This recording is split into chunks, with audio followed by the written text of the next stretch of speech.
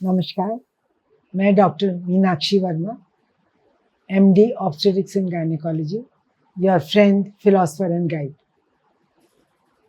आजकल हम लोग पोस्टपार्टम कॉम्प्लिकेशंस के बारे में बात कर रहे हैं और आज मैं एक ऐसे रेयर कॉम्प्लिकेशन के बारे में बात करूंगी जो है तो अनकॉमन लेकिन बहुत डेंजरस है और उसके लिए पेशेंट्स को और डॉक्टर्स को सभी को शुरू से ही इसके बारे में ध्यान रखना चाहिए कि ये कॉम्प्लिकेशन ना हो।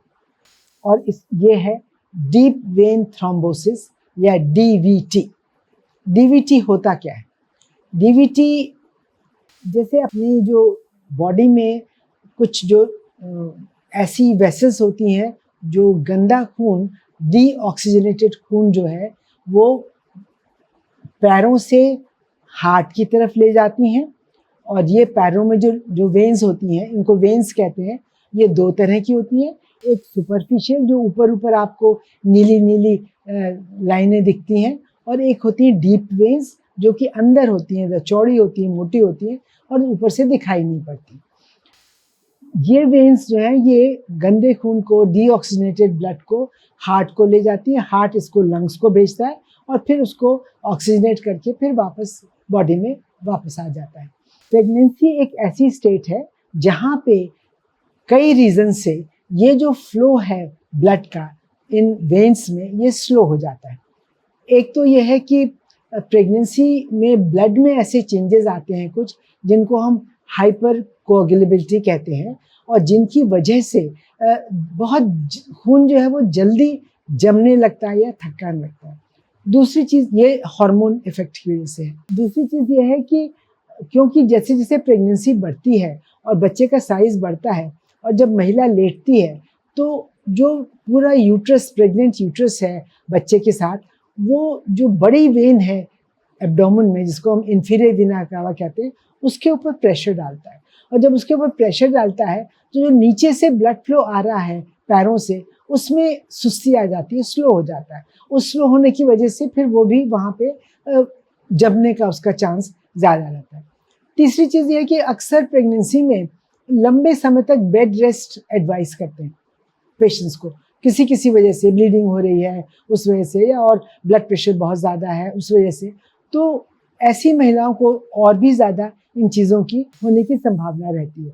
या कुछ महिलाएं जिनका प्रोफेशन ऐसा होता है कि बहुत लॉन्ग आवर्स तक उनको खड़े रहना पड़ता है, उसमें भी उनको स्टेसिस या खून का जो दौरान है वो बहुत अच्छा नहीं हो पाता।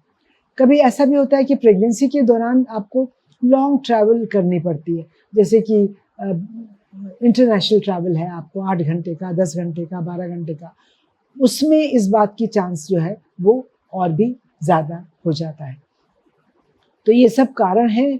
कई दफ़े और कोई कारण नहीं ऐसा होता है, लेकिन एक जेनेटिक कारण होता है। जेनेटिक्स ऐसी होती है जिसकी वजह से आपको थ्रोम्बोसिस होने की का चांस कंपैरेटिवली ज़्यादा है। और ऐसी महिलाएं जिन्होंने पहले 4-5 साल ओरल कॉन्ट्रासेप्टिव पिल्स ली हैं और उसके बाद प्रेगनेंसी हुई है, ऐसी महिलाओं को भी इस कॉम्प्लिकेशन के डेवलप होने का चांस कंपैरेटिवली ज़्यादा रहता है। डायग्नोसिस कैसे होती है? डायग्नोसिस के लिए एक तो यह है कि यूजुअली ये कॉम्प्लिकेशन पोस्ट ऑपरेटिव पीरियड में आता है, पोस्ट डिलीवरी या पोस्ट ऑपरेटिव पीरियड में, सेकेंड या थर्ड वीक में, जैसे मेन कॉम्प्लिकेशन का टाइम है। और अक्सर ज़्यादातर केसेस में एक ही साइड में, एक ही लेग में होता है। तो एक लेग जो है वो एकदम से सोलन हो जाती है, रेड होने लगती है, सोलन हो जाती है और बहुत ज़्यादा उसमें पेन होता है। जब भी ऐसे ये सिम्टम्स 3 दिखाई पड़े किसी भी महिला में जो कि अभी 2 हफ्ते पहले जिसकी डिलीवरी हुई है या ऑपरेशन हुआ है, तो हमें इस बात का अंदेशा होना चाहिए कि कहीं ऐसा तो नहीं है कि डीप वेन थ्रोम्बोसिस हो गई है। तो उसको कंफर्म करने के लिए फिर हम कुछ अल्ट्रासाउंड प्रोसीजर करते हैं जिसको कि कलर डॉपलर, वीनस डॉपलर कहते हैं। उस वीनस डॉपलर से ये क्लियर होता है कि अंदर जो वेन्स के अंदर है वो थ्रोम्बोसिस हो गई है या नहीं हुई है।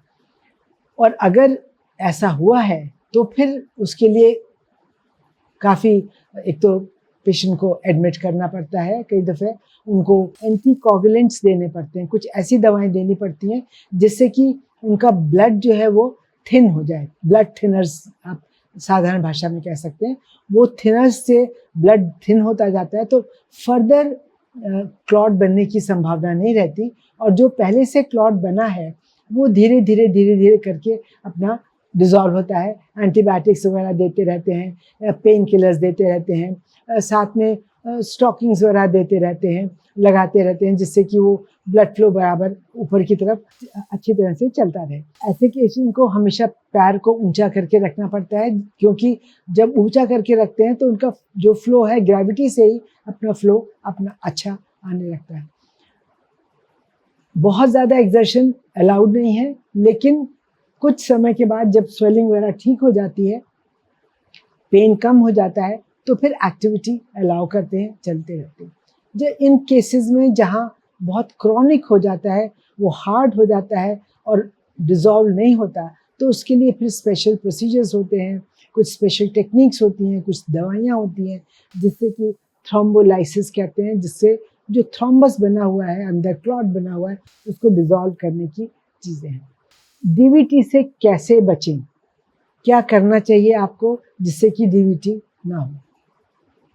सबसे इम्पोर्टेंट है activity, physical activity all through pregnancy and as soon as possible after delivery and operation. जब आप बिस्तर पे पड़े रहते हैं ये सोच के कि हमारा ऑपरेशन हुआ है, तो इस कॉम्प्लिकेशन का चांस ज़्यादा हो जाता है। आप जब भी ट्रैवल कर रहे हैं तो स्टॉकिंग्स पहन के करें।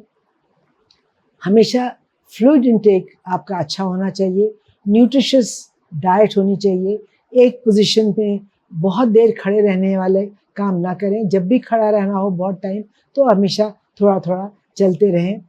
और किसी भी इवन बैठ के भी बहुत देर अगर आप बैठ के भी काम करते हैं एक ही पोजीशन में, even that is not very good for the venous return, जो कि आपको ऊपर तक ले जाती है।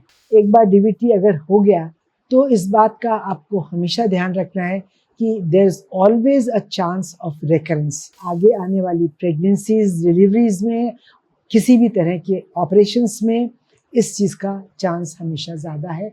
या आप कभी ट्रैवल कर रहे हैं, एयर ट्रैवल कर रहे हैं, उस टाइम भी एक बार डीवीटी, इसलिए जब भी डीवीटी होता है तो आगे हमेशा आपको you always have to take precautions all your life कि ये दोबारा से चीज़ ना हो सके। तो ये बहुत इम्पॉर्टेंट कॉम्प्लिकेशन है, होता कम है, लेकिन जब होता है तो it can also lead to pulmonary embolism which is a fatal complication. उससे किसी की मृत्यु भी हो सकती है, क्योंकि जो क्लॉट अंदर बना हुआ है वेन के अंदर, अगर वो क्लॉट टूट के हार्ट और लंग्स में चला जाता है तो फिर वो बहुत सीरियस कॉम्प्लिकेशन होता है और कभी कभी उसमें पेशेंट की डेथ भी हो जाती है। इसलिए हम लोग इस कॉम्प्लिकेशन के लिए बहुत केयरफुल रहते हैं और बहुत ही पेशेंट्स को पीछे पड़े रहते हैं कि आप अपनी जल्दी फिजिकल एक्टिविटी जो है वो जल्दी करें। मुझे उम्मीद है आपको ये इन्फॉर्मेशन अच्छी लगी होगी।